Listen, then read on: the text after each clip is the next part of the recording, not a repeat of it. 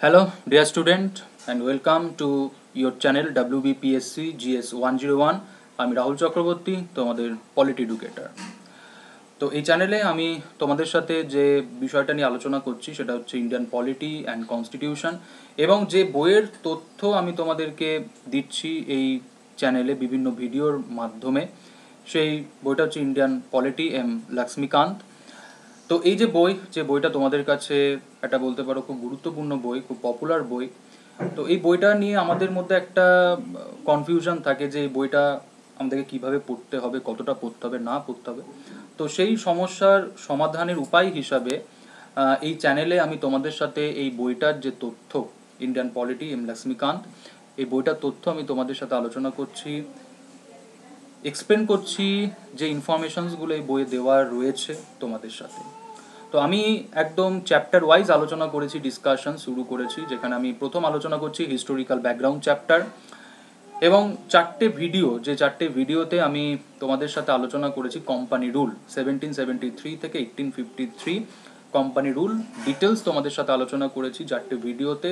তো তোমরা যারা আজকে প্রথম দেখছো এই ভিডিও, আমার ক্লাস যারা দেখছো, তোমরা আগের যে চারটে ভিডিও, সেই চারটে ভিডিও তোমরা দেখে নিও, তাহলে তোমাদের কোম্পানি রুলের যে বিষয়টা, সেই বিষয়টা তোমাদের কি হয়ে যাবে, ক্লিয়ার হয়ে যাবে।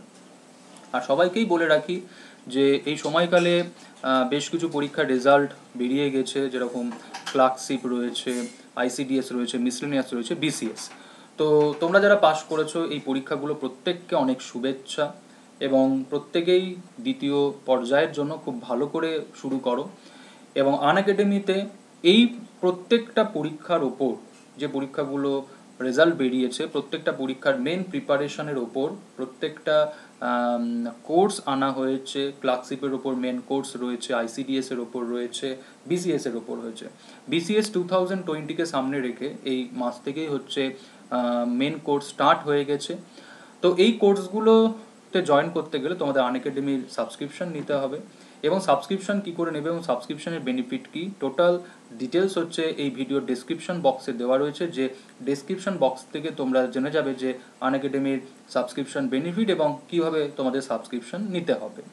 আর এই ডেসক্রিপশন বক্সে, এই ভিডিও ডেসক্রিপশন বক্সে আমার প্রোফাইল লিঙ্ক দেওয়া রয়েছে, যে প্রোফাইল লিঙ্কে গিয়ে তোমরা আনএকাডেমি অ্যাপসে আমার স্পেশাল এবং প্লাস ক্লাসগুলো দেখে নিতে পারবে। তো প্লাস ক্লাসের জন্য অবশ্যই তোমাদের আনএকাডেমি সাবস্ক্রিপশন নিতে হবে, এবং সাবস্ক্রিপশন কিভাবে নেবে তার টোটাল ডিটেলস হচ্ছে এই ভিডিও ডেসক্রিপশন বক্সে দেওয়া রয়েছে, লিঙ্ক দেওয়া রয়েছে, যেখান থেকে তোমরা ইজিলি সাবস্ক্রিপশন কি করতে পারবে, নিতে পারবে। ওকে, তো আজকে আমি তোমাদের সাথে যে বিষয়টা আলোচনা করব সেটা হচ্ছে গিয়ে কোম্পানি রুল, যেটা আমি তোমাদের সাথে আলোচনা করেছি মোট চারটে ভিডিওতে।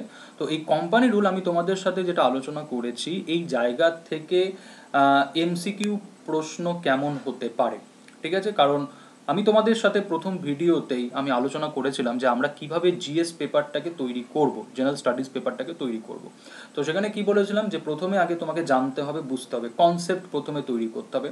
কনসেপ্ট যখন তৈরি হয়ে যাবে তারপরে আমরা কি করব, তারপরে হচ্ছে আমরা প্র্যাকটিস করব। তা দেখো, আজকে আমরা কোম্পানি রুল 1773 থেকে 1853 কোম্পানি রুল আমরা কি করেছি, স্টাডি করেছি, ডিটেলস স্টাডি করেছি। টোটাল চারটে ভিডিওতে আমরা ডিটেলস স্টাডি করেছি। তাহলে এবার আমাদের যেটা দরকার, যে এই জায়গা থেকে যদি কোনো প্রশ্ন আসে, সেই প্রশ্ন কেমন হতে পারে। তো সেই জায়গাটাই নিয়ে আমি তোমাদের সাথে আলোচনা করব। তোমাদের জন্য আমি কিছু প্রশ্ন নিয়ে এসেছি, যে প্রশ্নগুলো সম্পূর্ণই হচ্ছে কোম্পানি রুলের ওপর। তো এই যে পড়াশোনা আমরা করেছি টোটাল চারটে ভিডিওতে, তো এই জায়গা থেকে এমসিকিউ প্রশ্ন কেমন হতে পারে, কেমন আসতে পারে। তো আমি রাহুল চক্রবর্তী, ইন্ডিয়ান পলিটি এবং কনস্টিটিউশন এডুকেটর, তোমরা প্রত্যেকে জানো আমি আনএকাডেমিতে ক্লাস নিয়ে থাকি, এবং এই যে চ্যানেল WBPSC GS 101, যে চ্যানেলে আমি তোমাদের সাথে আলোচনা করছি ইন্ডিয়ান পলিটি লক্ষ্মীকান্ত। তো চলো আজকের ক্লাস শুরু করা যাক। Historical background MCQ on company rule, ঠিক আছে? কোম্পানি রুলের ওপর এমসিকিউ তোমাদের সাথে আজকে এই ভিডিওতে, এই সেশনে আমি আলোচনা করব। তাহলে চলো প্রথম প্রশ্ন। তো প্রথম প্রশ্ন দেখো যেটা রয়েছে সেটা কি, what are the features of the Regulating Act of 1773? Regulating act 1773 features কি? তো দুটো দেখো এখানে স্টেটমেন্ট দেওয়া রয়েছে। একটা স্টেটমেন্ট হচ্ছে কি, it designated governor of Bengal as governor general of Bengal, আর সেকেন্ড হচ্ছে it establish the supreme court of Calcutta, supreme court at Calcutta. তো এই যে দুটো স্টেটমেন্ট দেওয়া রয়েছে, প্রশ্নটা কি যে এই দুটো স্টেটমেন্ট এটা কি 1773 রেগুলেটিং অ্যাক্টের ফিচার্স। তো তোমাকে এখানে অপশন চুজ করতে হবে। অপশন এতে রয়েছে অনলি 1, অপশন বিতে রয়েছে অনলি 2, অপশন সিতে রয়েছে বোথ 1 and 2, অ্যান্ড অপশন ডিতে রয়েছে নান। তো অ্যান্সার কি হবে? আশা করি তোমরা প্রত্যেকেই সঠিক উত্তর দিতে পারবে। তো অ্যান্সার হচ্ছে বোথ 1 and 2, এই দুটোই রেগুলেটিং অ্যাক্ট 1773 ফিচার্স। আমরা প্রত্যেকেই জানি যে regulating act 1773 first step by British Parliament to regulate the East India Company in the matter of Indian affairs, ঠিক আছে। তো এই রেগুলেটিং অ্যাক্ট 1773 যেখানে কি করা হলো, গভর্নর অফ বেঙ্গলকে তোমার ডেজিগনেশনটা চেঞ্জ হলো, যে ডেজিগনেশনটা সেটা কি হচ্ছে, গভর্নর জেনারেল অফ বেঙ্গল, এবং অন্য দুটো প্রেসিডেন্সির গভর্নরকে কি করা হলো, গভর্নর জেনারেল অফ বেঙ্গলের সাবঅর্ডিনেট। ওকে, মানে সোজা কথায় যে এই যে রেগুলেটিং অ্যাক্ট 1773 যার মাধ্যমে একটা প্রচেষ্টা কি বলো, সেন্ট্রাল অ্যাডমিনিস্ট্রেশনস। আর সেকেন্ড হচ্ছে যে supreme court of Calcutta established হচ্ছে এই রেগুলেটিং অ্যাক্ট 1773 এর মাধ্যমে। Supreme court of Calcutta established হচ্ছে কবে, 1774 এ। আইনটা হচ্ছে 1773, কিন্তু কোর্ট এস্টাবলিশড হচ্ছে 1774। এবং সুপ্রিম কোর্ট অফ ক্যালকাটার কিন্তু জুরিসডিকশন ছিল হচ্ছে বেঙ্গল প্রভিন্স, মানে হচ্ছে ক্যালকাটা, বিহার এবং ওডিশা। ওকে, তো এই যে দুটো স্টেটমেন্ট, যেখানে প্রশ্নটা ছিল যে এই যে দুটো স্টেটমেন্ট কি রেগুলেটিং অ্যাক্ট 1773 ফিচার্স, তো answer is yes, both 1 and 2 হচ্ছে কি বলো, রেগুলেটিং অ্যাক্ট 1773 ফিচার্স, ঠিক আছে। তো প্রথম প্রশ্ন রেগুলেটিং অ্যাক্ট 1773 থেকে। নেক্সট প্রশ্ন চলে যাই আমরা। নেক্সট প্রশ্ন হচ্ছে পিটস ইন্ডিয়া অ্যাক্ট 1784 থেকে। তো প্রশ্নটা কি, consider the following statement above পিটস India act 1784। এখানেও দুটো স্টেটমেন্ট দেওয়া রয়েছে। ফার্স্ট স্টেটমেন্টটা দেখো, বলা হচ্ছে Court of Directors were to manage political affairs and board of control manage commercial affairs. Court of director to manage political affairs, board of control to manage commercial affairs. Second statement, board of control to supervise and direct all operation of the civil and military government of the British possession in India. প্রশ্ন করা হয়েছে যে এই যে দুটো statement, এই দুটো স্টেটমেন্টের মধ্যে কোন স্টেটমেন্টটা কারেক্ট।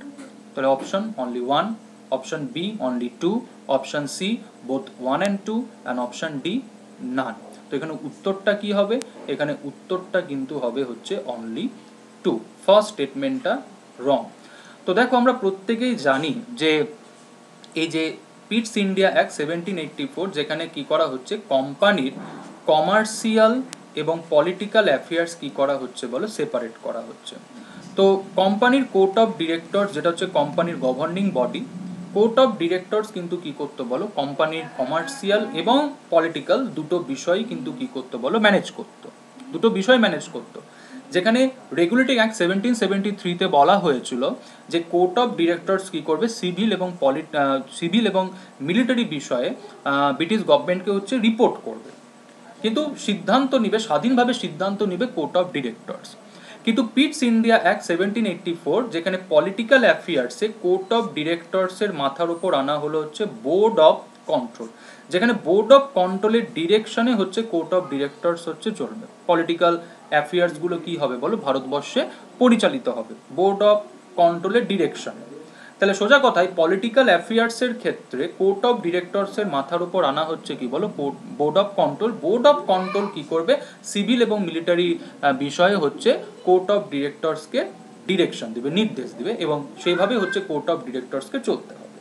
তাহলে এই যে সিস্টেম অফ অ্যাডমিনিস্ট্রেশন যেটা 1784 এ স্টার্ট হলো, এটা কতদিন পর্যন্ত চললো, 1858 অবধি। তাহলে ফার্স্ট স্টেটমেন্টটা টোটালি রং।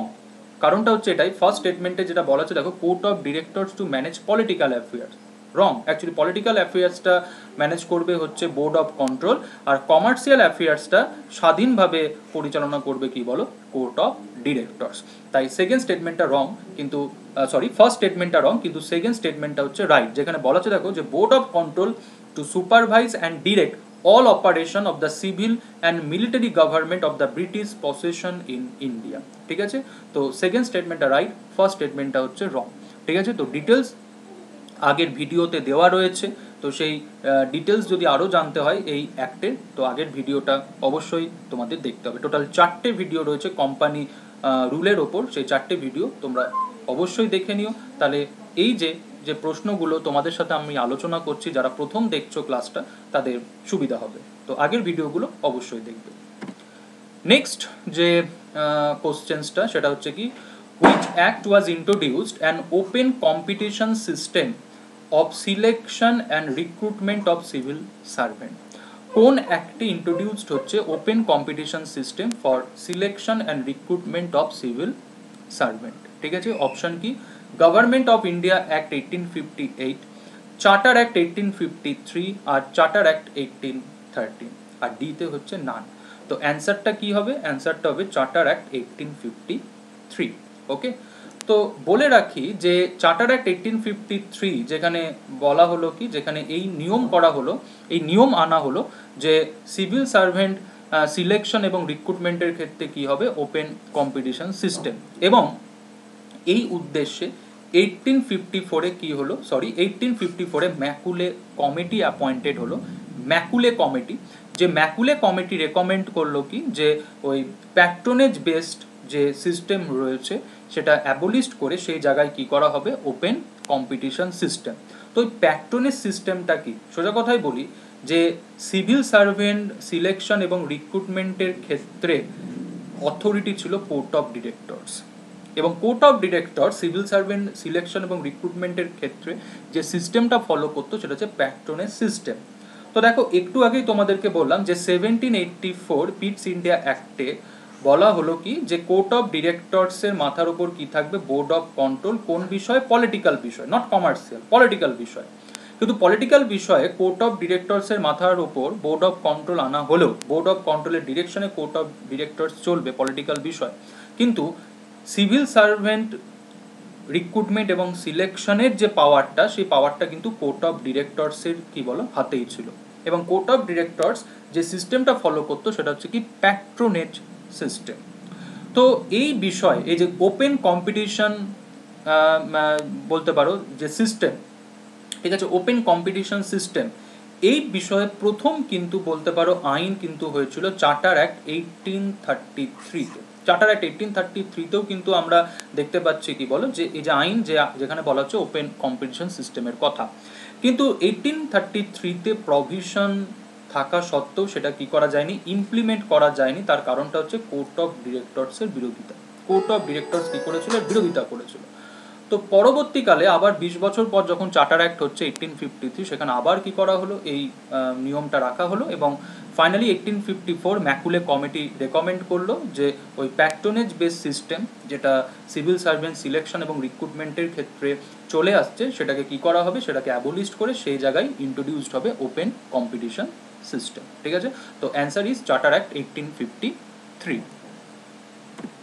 আচ্ছা, পরবর্তী প্রশ্ন কি, which act known as declaratory act? কোন অ্যাক্টকে বলা হচ্ছে যে declaratory act? Option A regulating act 1773, act of 1781, Pitt's India act 1784, আর হচ্ছে চার্টার অ্যাক্ট 1792। তো অ্যান্সার কি হবে, অ্যান্সার হবে অ্যাক্ট অফ 1781। এই আইনটাকে আবার বলা হয় কি বলো, সেটেলমেন্ট অ্যাক্ট 1781।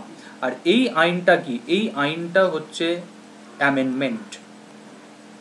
এবং কোন আইনের অ্যামেন্ডমেন্ট, 1773 রেগুলেটিং অ্যাক্টের অ্যামেন্ডমেন্ট। অ্যাকচুয়ালি রেগুলেটিং অ্যাক্ট 1773 কিছু দুর্বলতা ছিল, কিছু বলতে পারো সমস্যা ছিল, যে সমস্যার কারণে বলতে পারো কোম্পানির যারা অফিসিয়ালস তারা বেশ কিছু সমস্যার সম্মুখীন হচ্ছিল। তো এই যে রেগুলেটিং অ্যাক্ট 1773 যে সমস্যাগুলো, যে দুর্বলতাগুলো, সেগুলোকে সংশোধন করার জন্যই কি করা হলো, এই অ্যাক্ট অফ 1781 বা যেটাকে আমরা বলি সেটেলমেন্ট অ্যাক্ট 1781 বা ডিক্লেরেটরি অ্যাক্ট।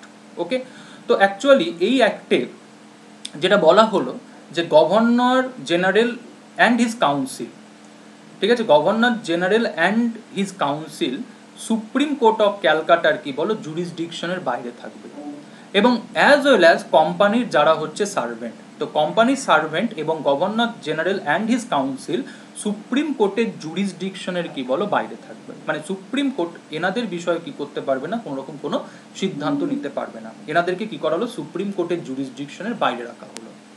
আর বলা হলো যে সুপ্রিম কোর্ট অফ ক্যালকাটা 1774-এ যেটা এস্টাবলিশড হয়েছিল ফর বেঙ্গল প্রভিন্স, এটাকে লিমিটেড করে দেওয়া হলো এবং বলা হলো যে না শুধুমাত্র ক্যালকাটার ক্ষেত্রে সেটাকে কি করে দেওয়া হলো, সেটাকে লিমিট করে দেওয়া হলো। কিন্তু যখন এস্টাবলিশড হচ্ছে সুপ্রিম কোর্ট অফ ক্যালকাটা 1774, তখন কিন্তু এর এখতিয়ার যদি আমরা বলি সেটা কিন্তু ছিল কি বলো বেঙ্গল প্রভিন্স। আর বেঙ্গল প্রভিন্স মানে কি ক্যালকাটা, বিহার অ্যান্ড ওড়িশা। ওকে, কিন্তু এই অ্যাক্ট অফ 1781-এ এটাকে কি করা হলো, এই জুরিসডিকশনটাকে লিমিটেড করে দেওয়া হলো এবং লিমিটেড কি করে দেওয়া হলো অনলি ক্যালকাটা। এবং বলা হলো যে সুপ্রিম কোর্ট অফ ক্যালকাটা একজন হিন্দুকে হিন্দু ল অনুযায়ী কি করবে, জাজ করবে, এবং একজন মুসলিমকে মুসলিম ল অনুযায়ী কি করবে, জাজ করবে। মানে হচ্ছে সুপ্রিম কোর্ট অফ ক্যালকাটা কি করবে, পার্সোনাল ল অনুযায়ী কি করবে, ওই হিন্দু এবং মুসলিমকে হচ্ছে তোমার জাজ করবে। মানে হিন্দুকে হিন্দু ল অনুযায়ী কি করা হবে বলো, জাজ করা হবে, মুসলিমকে মুসলিম ল অনুযায়ী হচ্ছে জাজ করা হবে। তাহলে এই সমস্ত বলতে পারো পরিবর্তন হলো হচ্ছে এই অ্যাক্ট অফ 1781, ঠিক আছে, যেটাকে আমরা বলছি ডিক্লেটরি অ্যাক্ট। এবং এই যে সংশোধন, এই সমস্ত সংশোধনটাই কিন্তু হচ্ছে রেগুলেটিং অ্যাক্ট 1773-এর ওপর। ঠিক আছে, ডিটেলস আগের ভিডিওতে রয়েছে, সেখানে তোমরা পেয়ে যাবে। আচ্ছা, নেক্সট প্রশ্ন, যেটা এই প্রশ্নটা WBCS প্রিলিমিনারিতে চলেও এসেছে, যে which act allowed the Christian missionaries to come to India for the purpose of enlightening the people. তো অপশানে কি রয়েছে, Government of India Act 1858, Charter act 1853, charter act 1813 আর চার্টার অ্যাক্ট 1833। তো অ্যান্সার কি, অ্যান্সার হবে চার্টার অ্যাক্ট 1813। তো charter act 1813-এ কি করা হলো, খ্রিস্টান মিশনারিদের পারমিশন দেওয়া হলো, অধিকার দেওয়া হলো যে ভারতবর্ষে ওনারা এসে কি করতে পারবেন, তাদের যে ধর্ম, তাদের যে বলতে পারো দর্শন, সেটা হচ্ছে প্রচার করতে পারবেন। ঠিক আছে, এই অ্যাক্টে এডুকেশনের সাথেও একটা বিষয় জড়িত আছে, যেখানে কোম্পানিকে বলা হলো কি যে বছরে 1 লাখ টাকা ইনভেস্ট করতে হবে for the spread of education. ঠিক আছে, ইন্ডিয়ান এডুকেশন, ওয়েস্টার্ন এডুকেশন যাতে কি হয় বলো, যাতে ভারতবর্ষে যাতে তার বিস্তার ঘটে, তার জন্য কি করতে হবে, কোম্পানিকে বছরে 1 লাখ টাকা ইনভেস্ট করতে হবে। তা এই যে প্রশ্নটা তোমরা দেখতে পাচ্ছ, এই প্রশ্নটা কিন্তু WBCS-এ কিন্তু করা হয়েছিল প্রিলিমিনারিতে, যে কোন অ্যাক্টে খ্রিস্টান মিশনারিদের অধিকার দেওয়া হচ্ছে ভারতবর্ষে এসে ধর্ম প্রচারে। ঠিক আছে, তো চার্টার অ্যাক্ট 1813, কিন্তু এই অ্যাক্টের আর একটা গুরুত্বপূর্ণ দিক রয়েছে, যেটা হচ্ছে রিলেটেড টু এডুকেশন, যেখানে কোম্পানিকে বলা হচ্ছে বছরে 1 লাখ টাকা কি করতে হবে, ইনভেস্ট করতে হবে for the spread of education. Okay, আচ্ছা, লাস্ট প্রশ্ন, সেটা হচ্ছে কি, which act made the governor general of Bengal as the governor general of India. কোন অ্যাক্টে গভর্নর জেনারেল অফ বেঙ্গল থেকে কি হচ্ছে গভর্নর জেনারেল অফ ইন্ডিয়া। তো অ্যান্সার কি, অপশন এতে রয়েছে charter act 1793, charter act 1853, charter act 1813 and charter act 1833। তো অ্যান্সার হবে কি, অ্যান্সার হবে ডি। এবং প্রথম গভর্নর জেনারেল অফ ইন্ডিয়া কে হচ্ছেন, লর্ড উইলিয়াম বেন্টিং।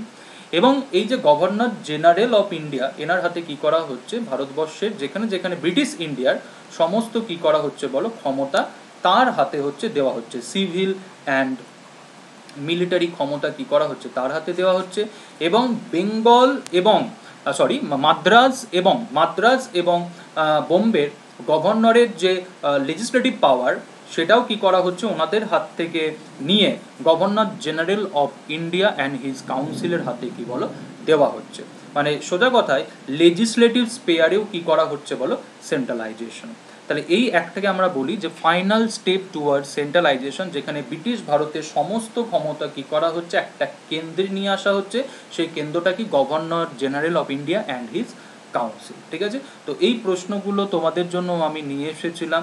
ঠিক আছে, আশা করি তোমাদের এটা বুঝতে সাহায্য করেছে যে এই যে কোম্পানি রুল যেটা আমরা পড়াশোনা করেছি, তো সেইখান থেকে এমসিকিউ প্রশ্ন এলে কীরকম প্রশ্ন আসবে। তো এইরকমই প্রশ্ন আসবে পরীক্ষাতে, এমসিকিউ যদি প্রশ্ন বলো এখান থেকে কীরকম ধরনের প্রশ্ন আসতে পারে, তো এইরকমই প্রশ্ন এক্সামে তোমাকে দেওয়া হতে পারে, তোমাকে এইরকমই প্রশ্ন তোমাকে করা হতে পারে। ঠিক আছে, তো নেক্সট ভিডিওতে আবার তোমাদের সাথে দেখা হচ্ছে, আবারও আলোচনা করব এরকম একটা টপিক নিয়ে। তো নেক্সট ভিডিওতে তোমাদের সাথে যে বিষয়টা নিয়ে আলোচনা করব সেটা হচ্ছে ক্রাউন রুল। ঠিক আছে, নেক্সট ভিডিওতে আলোচনা করব ক্রাউন রুল। তো কোম্পানি রুল তোমাদের সাথে আলোচনা করলাম, ডিটেলস আলোচনা করলাম, এমসিকিউ কীরকম হবে সেটাও আলোচনা করলাম। তো নেক্সট ক্লাসে আমরা আলোচনা করব হচ্ছে, নেক্সট ক্লাস থেকে আমরা আলোচনা শুরু করব হচ্ছে ক্রাউন রুল। তো আবারও সবাইকে আনএকাডেমি অ্যাপস ডাউনলোড করো, আনএকাডেমির অ্যাপস ডাউনলোড করে আনএকাডেমির যে ক্লাস, সেই ক্লাস তোমরা দেখো, ক্লাস তোমরা অ্যাক্সেস করো। ঠিক আছে, এবং আনএকাডেমির সাবস্ক্রিপশন যদি নিতে হয় তো এর ডিটেলস হচ্ছে এই ডেসক্রিপশন বক্সে দেওয়া রয়েছে, যেখান থেকে তোমরা ইজিলি আনএকাডেমির সাবস্ক্রিপশন কী করতে পারবে, নিতে পারবে। তার পাশাপাশি এই যে ইউটিউব চ্যানেল WBPSC GS 101 যে ইউটিউব চ্যানেল, তোমরা সাবস্ক্রাইব করো, লাইক করো এবং বন্ধুদের সাথে শেয়ার করো। তো নেক্সট ভিডিওতে তোমাদের সাথে আবার দেখা হচ্ছে, যে টপিকটা নিয়ে আলোচনা শুরু করব নেক্সট ভিডিও থেকে সেটা হচ্ছে ক্রাউন রুল। তো সবাই ভালো থেকো, সুস্থ থেকো, নেক্সট ভিডিওতে তোমাদের সাথে আবার দেখা হচ্ছে।